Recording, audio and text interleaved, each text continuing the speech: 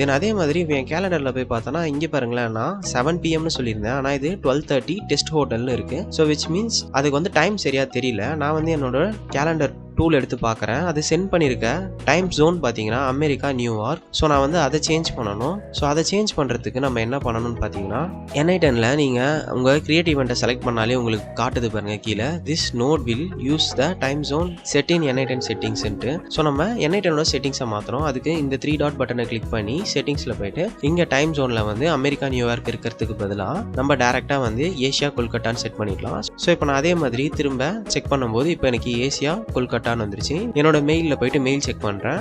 So mail வந்திருக்கு. அதே மாதிரி கேலண்டரில் போயிட்டு ரெஃப்ரெஷ் பண்ணி பார்க்குறேன். ஸோ பார்த்தீங்கன்னா எனக்கு ஈவெண்ட் வந்து அசைன் ஆயிடுச்சு.